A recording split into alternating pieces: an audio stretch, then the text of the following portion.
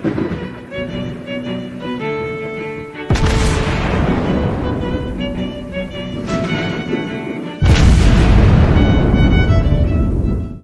everyone, and welcome back to World of Warships Blitz with Terry, where today we are looking at something that looks suspiciously like a Lyon.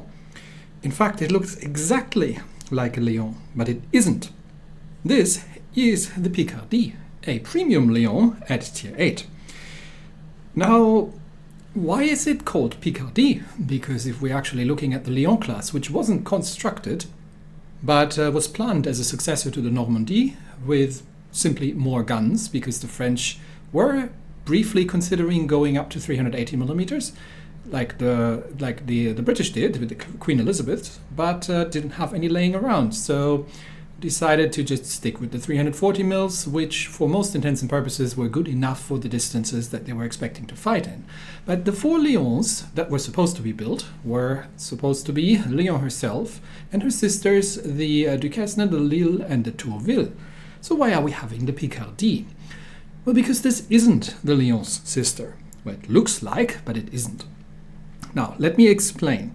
When the French were thinking of building or designing the Lyons roundabout in the run-up to the First World War, and that's why the whole thing didn't happen, because they were playing host to the European theater of the First World War and had other things on their minds than building battleships. But they were briefly considering to downgrade the main guns from 340 millimeters to 305 millimeters, and in return to stick more of them onto the thing for a total of 5 quadruple turrets. This is, very quickly they said then, yeah, that's sort of the wrong direction. We want to actually build bigger guns, not smaller ones, so let's not do that. But this is sort of the version of, this is the mix between both. It's actually not the final Lyon design, because that would have had a more traditional layout, but neither is the actual Lyon that we have here in game. But this is the 4 turret version of that 5 turret design of the not Lyon. Well, this is a very roundabout way for me saying that this thing doesn't have 340 millimeter guns. She's got 305s. So let's have a look what else is different between the Picardie and the Lyon. But while they are looking completely identical, the Lyon has a better engine boost at tier 7 for some reason, but the Picardie gets a rapid reload. There was a Japanese ship they did that with. Was it a Yuga or something? That was like an up-tiered Fuso, if I remember correctly, and came out with a rapid reload. These things tend to be quite fun. Now, the Lyon is a very fun ship, and it's more of a battle cruiser, because the armor is relatively terrible, but it is a very, very fun ship. And because you are in tier 7, you're effectively pitting a 1913, 1912 design against a 1930s design if you're bottom tier. So that said, how do the Picardie at tier 8 and the Lyon at tier 7 differ? Well, the Picardie gets a bit more hit points, which is warranted, because the Lyon does not have an awful lot of hit points. The armor is pretty much equally terrible. It might have been buffed a little bit, but we don't know the actual numbers. And she's a tad faster. But the main difference is in the guns, because these are 1910 origin quadruple turrets with 305 millimeter, or I believe 12 inch, should be 12 inch, yeah, 12 inch guns, except instead of the 340 mils. In return, you get a 3-second faster base reload. These are 16 guns. Now, they're French quadruple turrets, which means that their accuracy is at times questionable.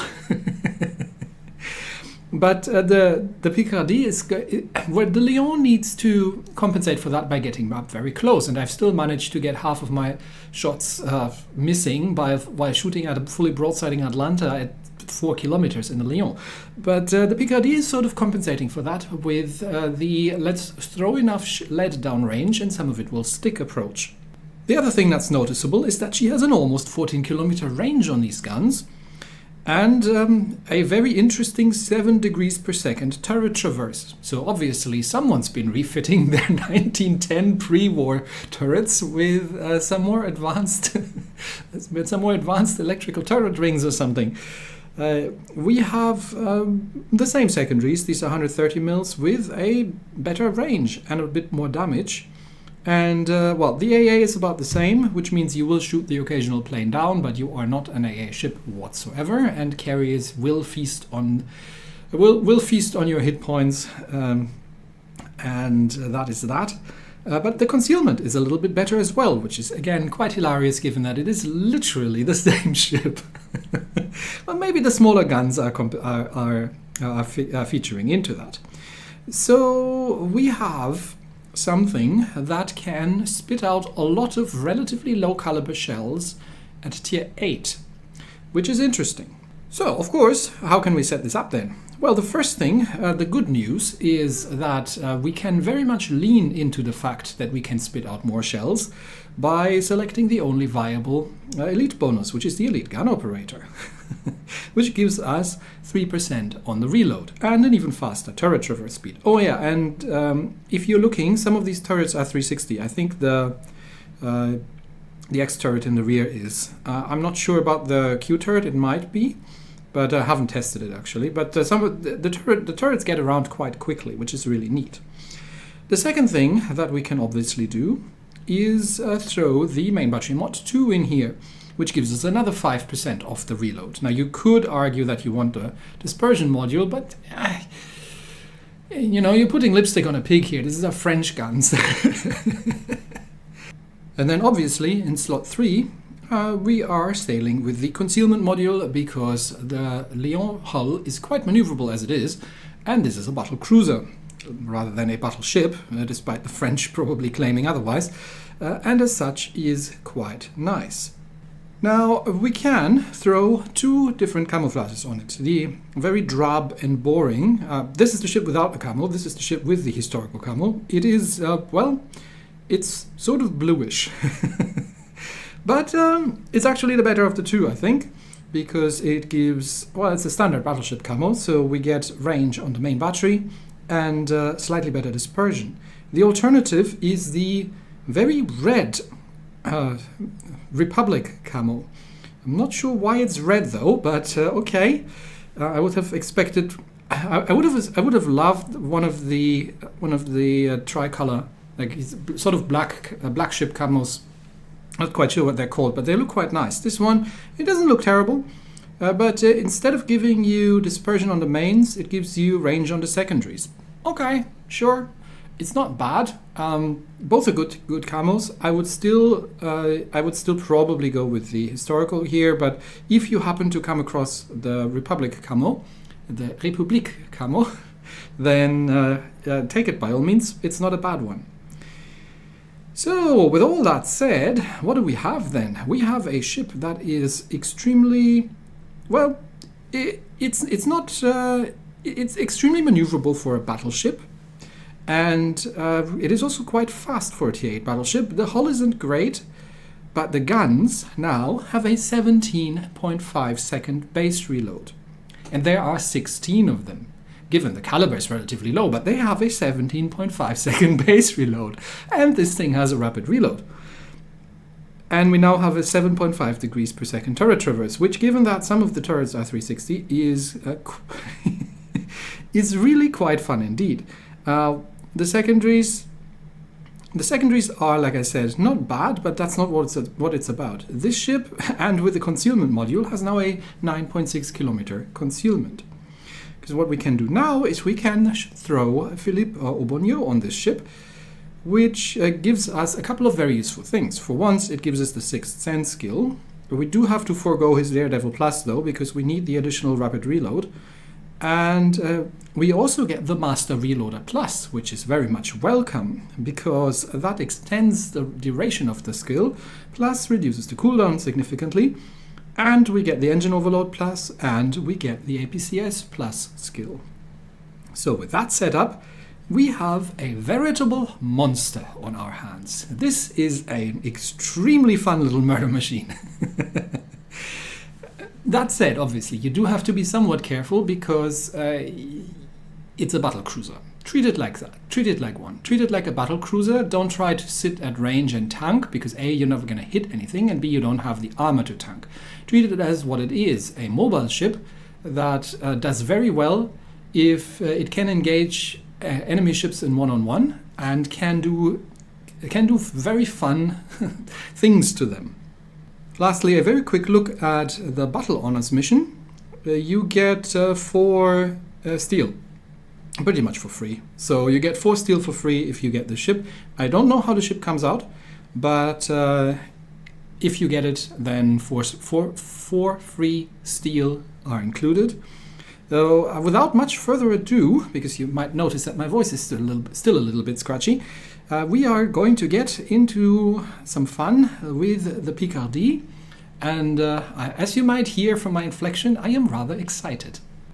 The first round, as is traditional, is played with a regular camo and not with a legendary commander, and with regular consumables. On Pacific Islands epicenter mode, we are bottom tier in a carrier battle against a Taiho, Hawk, Amagi, a Santander, and a Kid. Off we go then.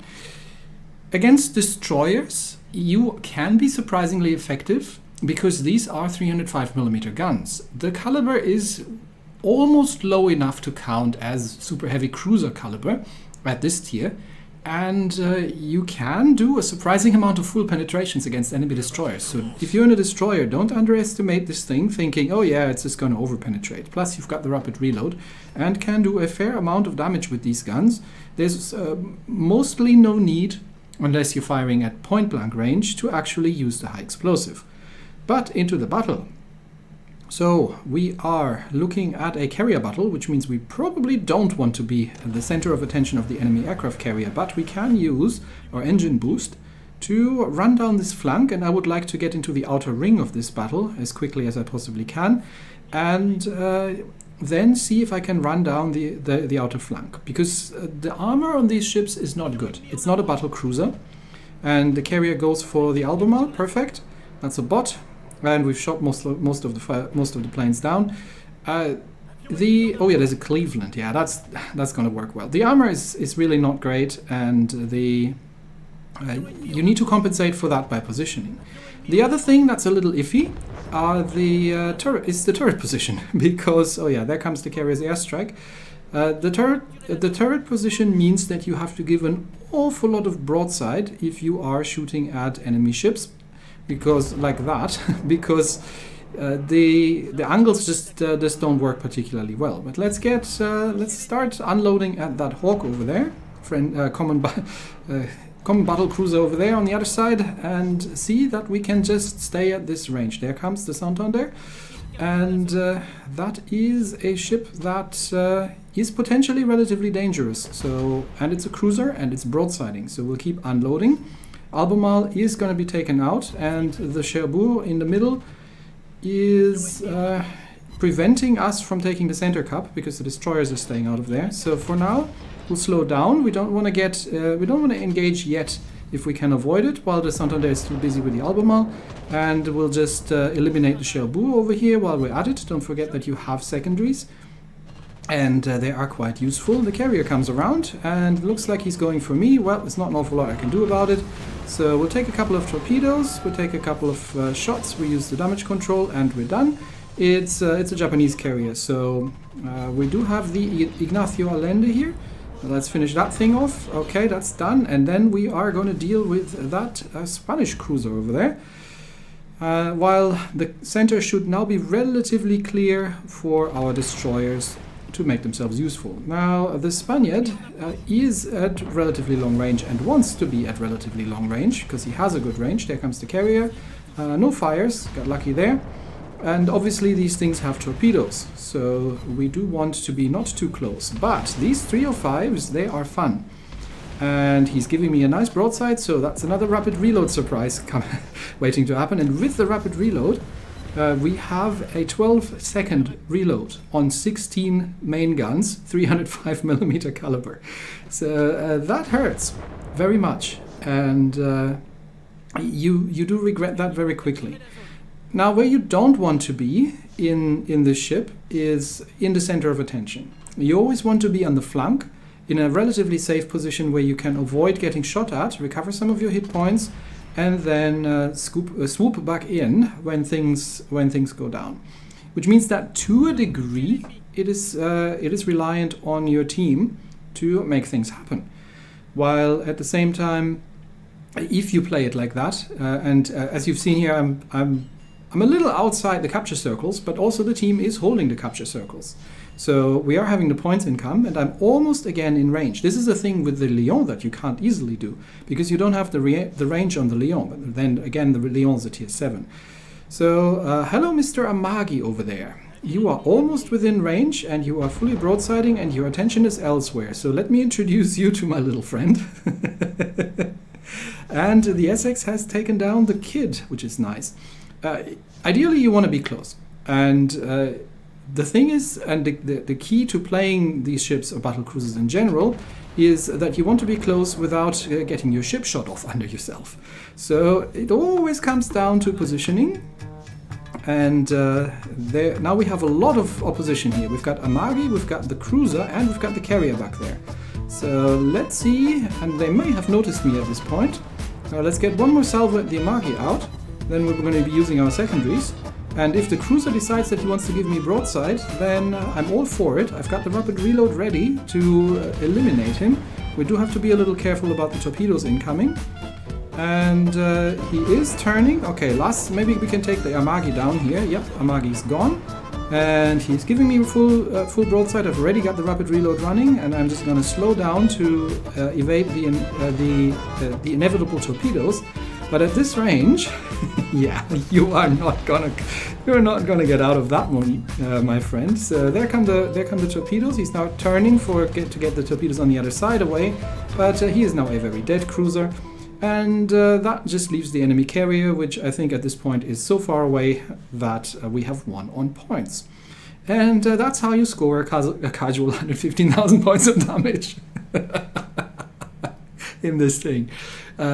This is an absolute monster of a ship. Now, it does require some skill. And the skill is not so much in aiming or anything else. The skill is in knowing when to engage and knowing when to disengage. So it's about reading the map and reading the game. So, let's put Monsieur Aubonneau in the ship and go back into a tier 8 game, I think. What we are, flat out tier 8 at this point. Against double Amagi, Bismarck, an Oregon City, a Chapayev, and an Öland on Domination Typhoon's Eye. This is the Asian server, so it's sort of hard mode for battle cruisers, because a lot of times players prefer to play extreme range. And at long range, the ship isn't great, simply because she does struggle to actually get the shells on target. You do need to get into mid-range to make her really count, but in mid-range she is absolutely deadly. Alright, spawning with the Tulsa here, and that means I am going to head over, and the Cossack comes along as well. I'm going to head over into C-Cup, and then from there on out we have a good range across the map to hit anything that's either coming around the opposing side in D, or to give some fire support on the other flank. But cap control and rushing caps is not what this ship is kind of for, because, and I'm only doing this because I know there's only one destroyer in the enemy team, and I actually have support with me. So if you're doing this alone, you don't want to. It's an Öland, so he obviously can outspot me. You don't want to start doing things like taking point or trying to tank. You'd always want to be slightly at the side. Okay, there's the bot Charles Martel, so we're going to be spotted in a second here anyway. May as well turn around. And yeah, there we are spotted. That should be the Martel. And there's the Öland as well, and there's the Chapayev. So I'm going to leave the bot to the rest of my team and get the rapid reload up, because the Chapayev is giving me a nice flat broadside from over there. Now the Chapayev is a dangerous opponent, and that is because of the sheer amount of fires that these nasty buggers can set. But I can hurt him quite well in return. There come the Öland torpedoes from the side. That was expected.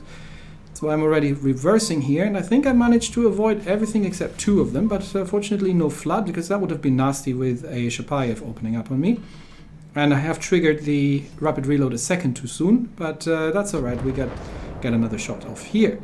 Cossack has somehow YOLO'd into the enemy team on our side. I'm not sure what he's trying to achieve. But I do need to close the range on that Chapayev. And Chapayev is coming down my way here, but he's now stopped shooting at me, which means I can now speed up again. And it looks like that's a bot Talon. So the Talon is going obviously in as well. But the bot is going to keep the enemy team distracted here a little bit. So if I can finish off that Chapayev here, we should be in a good place. Chapayev is a very, very dangerous ship at range. If we are playing close up, then that's a slightly different story. So hello, Mr. Chapayev. And he would probably almost be better advised firing armor piercing. But of course he's going for the fires here. And he is turning away now. So I am giving chase.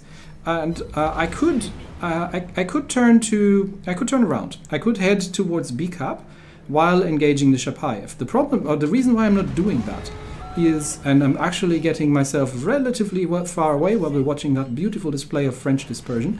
I'm letting myself be pulled relatively far away is because there are two battleships, enemy battleships around D cap, and I definitely don't want to run into a battleship, open up the distance to the Chapayev, and have an Öland on my flank. So I am actually relatively far away. Like I said, this is not a ship for cap control. Just hunting down the Chapayev and leaving the Öland to the friendly Tulsa. And I think one more salvo and I should have him, because he has now officially run out of map. And yeah, you should have been kiting and not closing in. Closing in was not a wise choice. And oh, come on, really? All right, I'll finish him off with the secondaries. And yeah, the Tulsa has finished the Öland. Nicely done. And we are going to go for the secondary kill here. And Anna, I've got my forward turrets ready, so we might as well use them. And then we are going to damage control that, avoid the inevitable torpedoes, and start raining fire down. Now, like I said, I'm quite far away from my team, and generally that'd be an issue. The thing is, the Picardie has a very good range on her. And yes, that's what you can do to an Amagi with APCS with 305 mils. I did tell you that these guns were murderous. There's a Bismarck out there, saving up my rapid reload for now, but let's see what we can do about the Amagi from here, who is now in what we technically call a crossfire. Yeah, let's just use it and go for it.